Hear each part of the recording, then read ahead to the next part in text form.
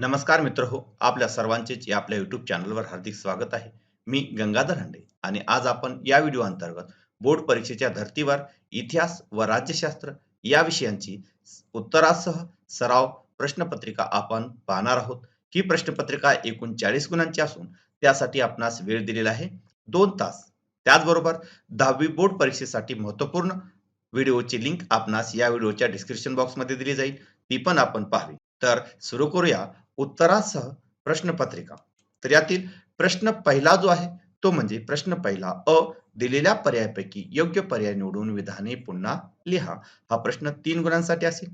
यामध्ये 3 विधाने विचारली जातील. त्यापैकी पहिले विधान, महाबळेश्वर जवळील भिलार हे टिंबटिंब गाव म्हणून प्रसिद्ध आहे. यासाठी 4 पर्याय. त्यापैकी पर्याय क्रमांक अ, पुस्तकांचे, ब, वनस्पतींचे, क, आंब्याचे आणि ड, किल्ल्यांचे. तर याचे योग्य उत्तर जे आहे ते म्हणजे पर्याय क्रमांक अ, पुस्तकांचे. तर विद्यार्थ्यांनी पूर्ण विधान लिहून जो योग्य पर्याय आहे त्या पर्यायाला अधोरेखित करावयाचे आहे. त्यानंतर दुसरे विधान आपण पाहूया. दुसरे विधान आहे, महाराष्ट्राचे राष्ट्रीय अभिलेखागार टिंबटिंब येथे आहे.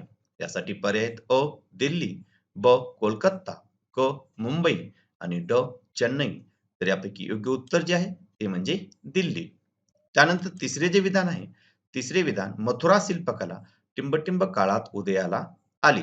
यासाठी पर्याय आहेत अ, कुशाण, ब, गुप्त, क, राष्ट्रकूट आणि ड, मौर्य.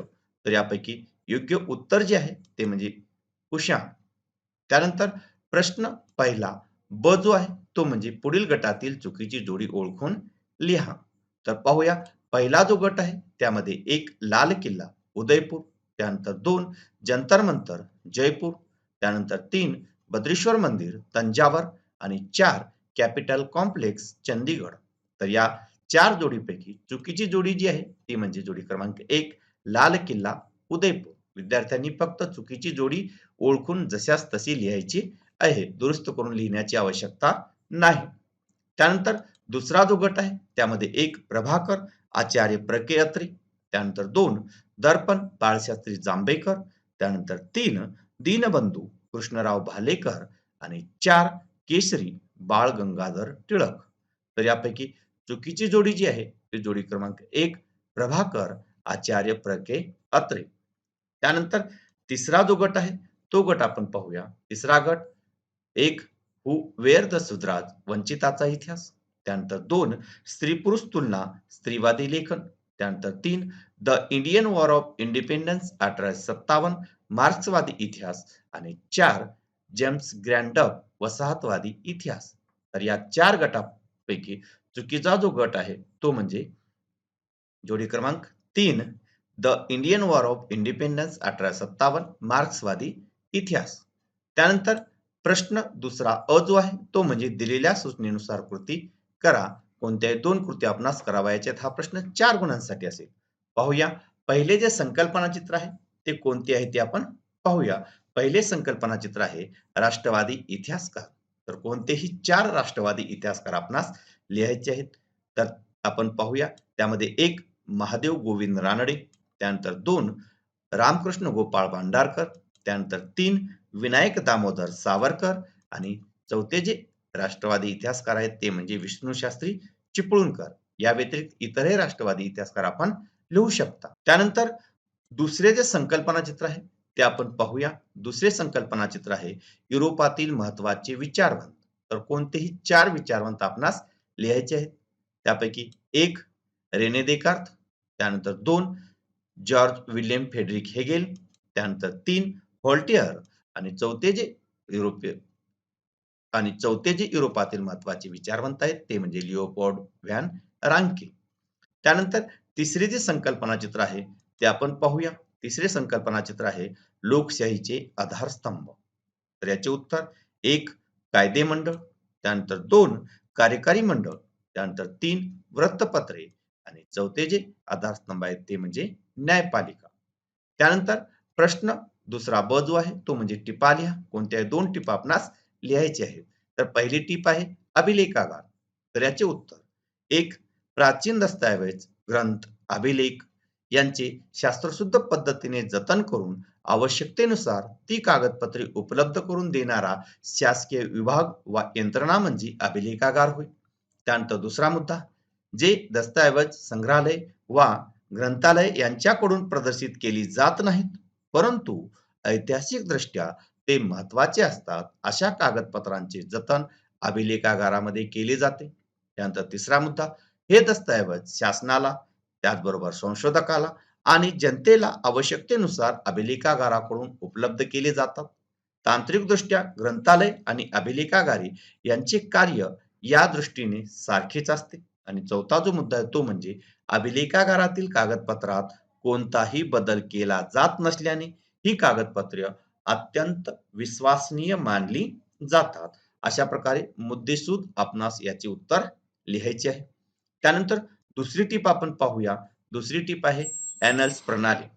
तर याचे उत्तर, एक, राजकीय अभ्यासाबरोबर स्थानिक लोक, तत्कालीन हवामान, व्यापार, शेती, तंत्रज्ञान, दळणवळण व संपर्काची साधने, सामाजिक विभागणी आणि समूहाची मानसिकता याचाही अभ्यास करणे महत्वाचे मानले जाऊ लागले. या विचार प्रणालीलाच एनल्स प्रणाली असे म्हणतात. त्यानंतर दुसरा मुद्दा, एनल्स म्हणजे वार्षिक इतिवृत्त.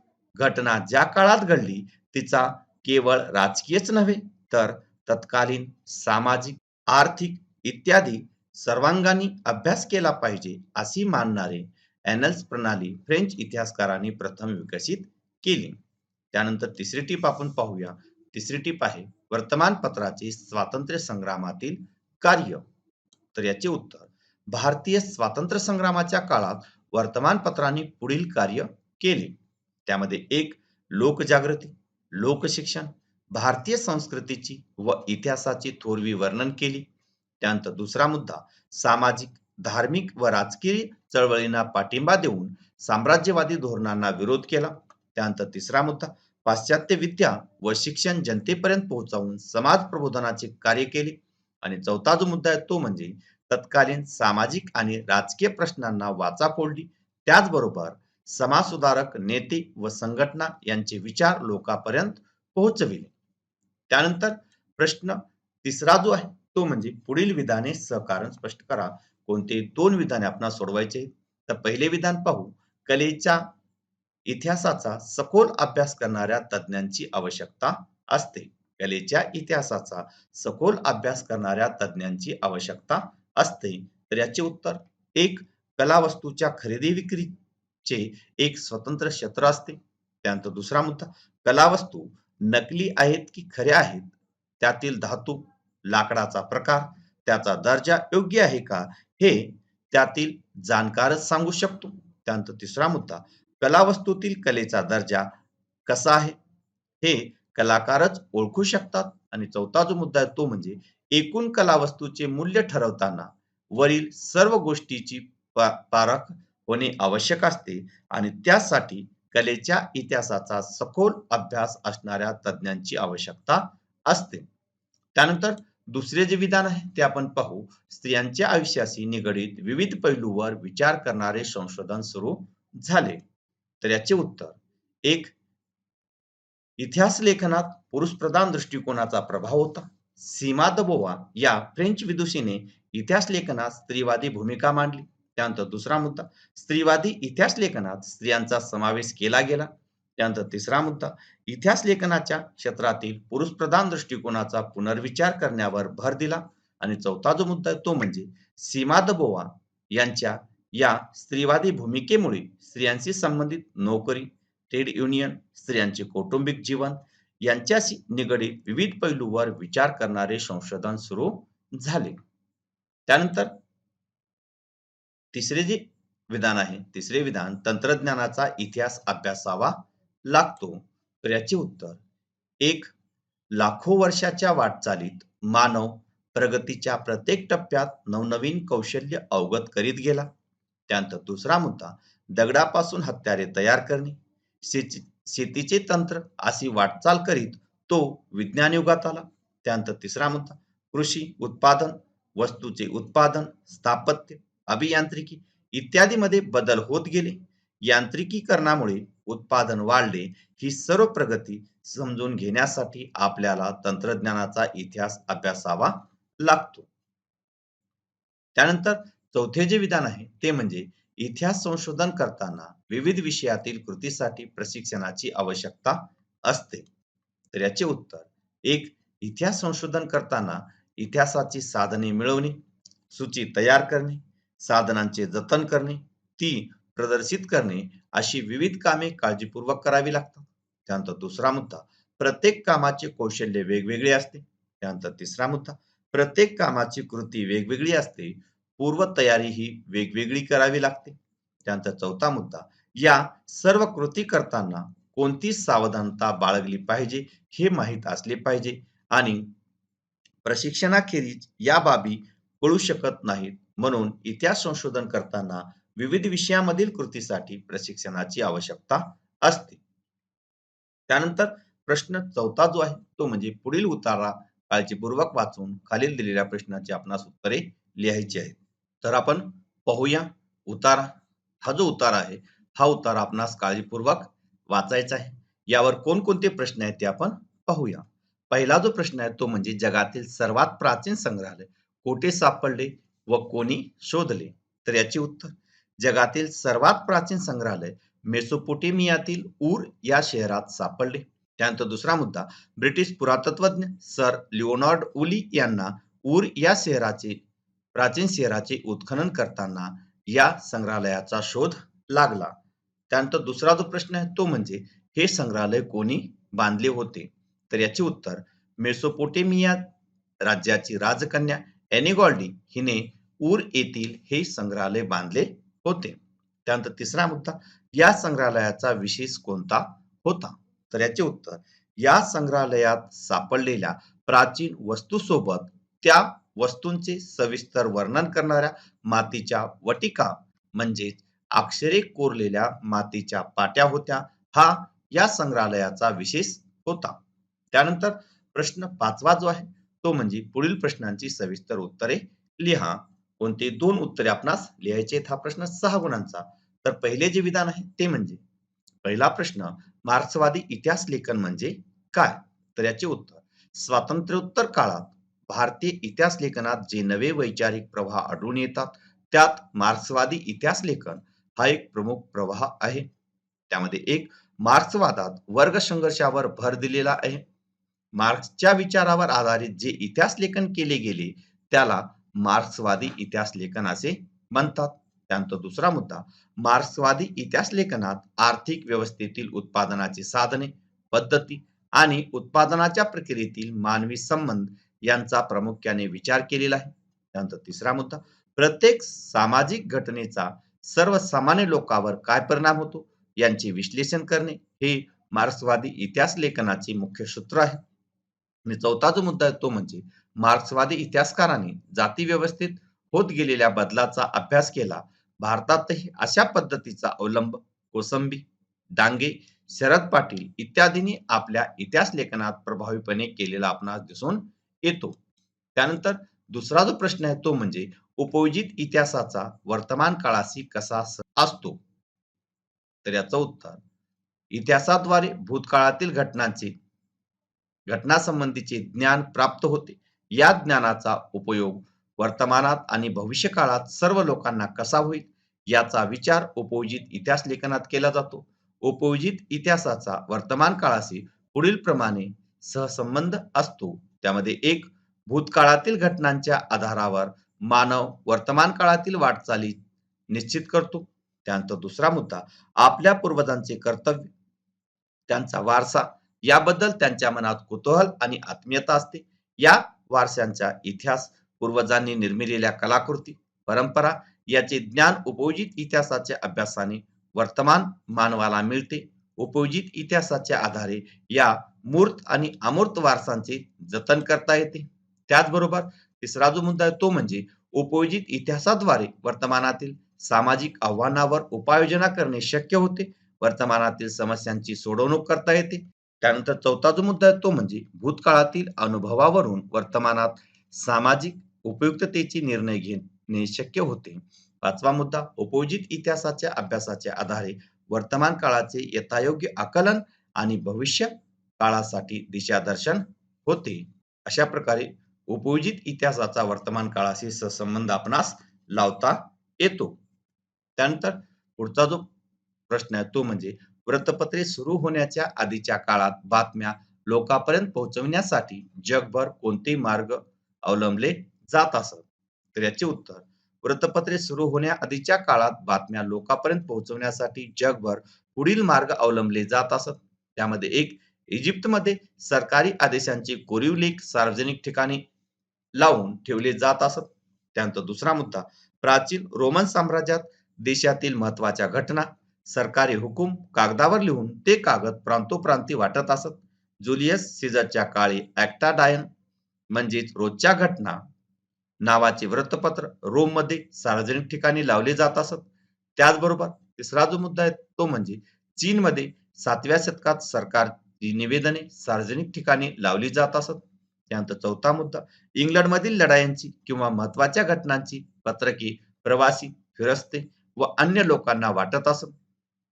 त्यानंतर पाचवा जो मुद्दा आहे तो म्हणजे अनेक राज्यात राज्यभरातील प्रतिनिधी राजाचे आदेश जनतेपर्यंत व राज्यातील महत्वाच्या बातम्या राजापर्यंत पोहोचवत असत. त्यानंतर प्रश्न सहावा जो आहे तो म्हणजे दिलेल्या पर्यायापैकी योग्य पर्याय निवडून विधाने पुन्हा लिहा. यामध्ये दोन विधाने असतील. त्यापैकी पहिले जे विधान आहे ते म्हणजे निवडणूक आयुक्तांची नेमणूक टिंबटिंब करतात. यासाठी पर्याय अ राष्ट्रपती, ब प्रधानमंत्री, क लोकसभेचे सभापती आणि ड उपराष्ट्रपती. तर याचे योग्य उत्तर जे आहे ते म्हणजे पर्याय क्रमांक अ राष्ट्रपती. त्यानंतर दुसरे विधान आपण पाहूया. महाराष्ट्रात स्थानिक शासन संस्थांमध्ये महिलांसाठी टिंबटिंब टक्के जागा राखीव ठेवण्यात आलेल्या आहेत.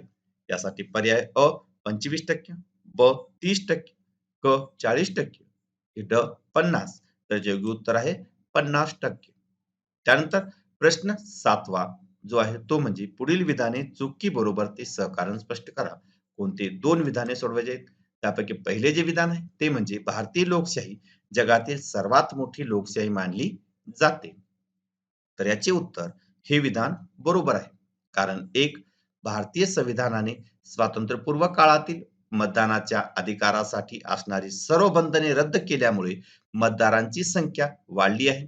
त्यानंतर दुसरा मुद्दा, संविधानाने स्वीकारलेल्या प्रौढ मताधिकाराच्या तरतुदीमुळे सर्व प्रौढ स्त्री पुरुषांना मतदानाचा अधिकार प्राप्त झाला आहे. त्यानंतर तिसरा मुद्दा, सुरुवातीस मताधिकारासाठी असणारी 21 वर्षाची अट 18 वर्ष पूर्ण अशी केल्यामुळे मताधिकार अधिक व्यापक झाला. मतदाराची एवढी संख्या जगातील कोणत्याच लोकशाही देशात नाही. म्हणून भारतीय लोकशाही ही जगातील सर्वात मोठी लोकशाही मानली जाते. त्यानंतर दुसरे जे विधान आहे ते आपण पाहू. दुसरे विधान आहे, विशिष्ट प्रसंगी निवडणूक आयोग एखाद्या मतदारसंघात पुन्हा निवडणुका घेतात. तर याचे उत्तर हे विधान बरोबर आहे. कारण एक, काही वेळा विधानसभेचा किंवा लोकसभेचा एखादा सदस्य आपल्या प्रतिनिधित्वाचा राजीनामा देतो. त्यावेळेस पुन्हा निवडणुका घेतल्या जातात. किंवा दुसरा आहे, एखाद्या प्रतिनिधीचे अकस्मात निधन होते. किंवा तिसरा मुद्दा आहे, निर्वाचित सदस्यांनी जर पक्षांतर केले तर पक्षांतर बंदी कायद्याप्रमाणे त्याचे सदस्यत्व रद्द होते. अशा वेळी त्या मतदारसंघाची कामे कोण करणार हा प्रश्न निर्माण होतो. म्हणून निवडणूक आयोग त्या जागेसाठी पोटनिवडणूक घेतो. त्यानंतर तिसरा जो मुद्दा विधान आहे, तिसरे विधान, राजकीय पक्ष शासन व जनता यांच्यातील दुवा म्हणून काम करतात. तर याचे उत्तर हे विधान बरोबर आहे. कारण एक, राजकीय पक्ष जनतेच्या मागण्या आणि गाऱ्हाणी शासनापर्यंत पोहोचवण्याचे कार्य करतात. त्यानंतर दुसरा मुद्दा, शासन पक्षामार्फत आपल्या धोरणांची योजनांची माहिती जनतेपर्यंत पोहोचवून त्याचा या कार्यक्रमांना पाठिंबा मिळवतात. त्यानंतर तिसरा मुद्दा, या धोरणावरील जनतेच्या प्रतिक्रिया सरकारला सांगण्याचे ही कामही राजकीय पक्ष करतात. अशा रीतीने राजकीय पक्ष शासन व जनता यांच्यातील दुवा म्हणून काम करतात. त्यानंतर प्रश्न आठवा जो आहे, अ जो आहे तो म्हणजे पुढील संकल्पना स्पष्ट करा. कोणती एक संकल्पना स्पष्ट करायची आहे? पाहूया. पहिली संकल्पना जी आहे ती म्हणजे माहितीचा अधिकार. तर याचे उत्तर एक, शासनाने केलेल्या व्यवहाराची माहिती जनतेला मिळावी. शासन आणि जनता यांच्यात सुसंवाद साधला जाऊन परस्पराविषयी विश्वास वाढावा यासाठी 2005 साली शासनाने माहितीचा अधिकार नागरिकांना दिला. त्यानंतर दुसरा मुद्दा, गोपनीयतेच्या नावाखाली शासकीय कारभारातील गैरप्रकार या अधिकारामुळे दडपले जाऊ शकत नाहीत. त्यानंतर तिसरा मुद्दा, शासनाचा कारभार पारदर्शी होण्यास आणि आपण जनतेचे उत्तरदायी आहोत याची जाणीव या अधिकारामुळे शासनाला होते. त्यानंतर चौथा जो मुद्दा आहे तो म्हणजे माहितीच्या अधिकारामुळे लोकशाही आणि नागरिकांचे अधिकार यांचे सक्षमीकरण झाले. शासनाच्या कारभारातील गोपनीयता कमी होऊन शासनाचे व्यवहार खुले व पारदर्शी होण्यास मदत झालेली आहे. त्यानंतर दुसरी जी संकल्पना आहे ती म्हणजे राष्ट्रीय पक्ष.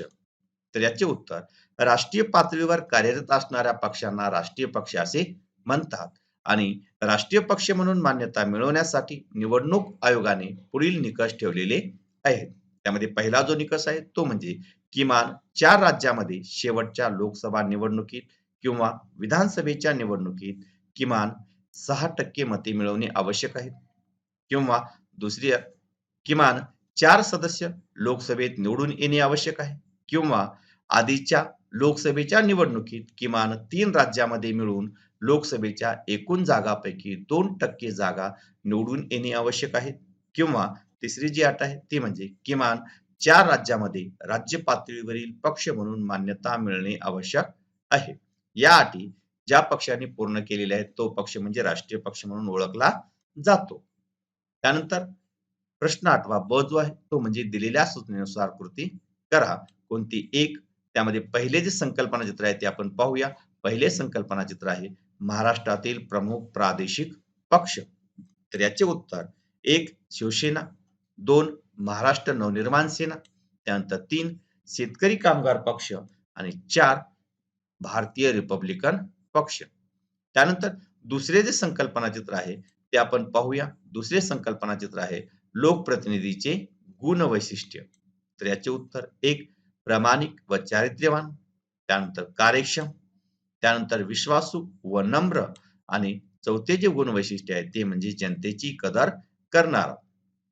त्यानंतर प्रश्न 9वा जो आहे तो म्हणजे खालील प्रश्नांची थोडक्यात उत्तरे लिहा. कोणताही एक प्रश्न आपणास सोडवायचा आहे. तर यातील पहिला प्रश्न, राजकीय पक्षांची ठळक वैशिष्ट्ये स्पष्ट करा. तर याचे उत्तर, राजकीय पक्षांची ठळक वैशिष्ट्ये पुढीलप्रमाणे आहे. त्यामध्ये 1 निवडणुकांच्या माध्यमातून सत्ता प्राप्त करणे हे राजकीय पक्षांची मुख्य उद्दिष्ट असते.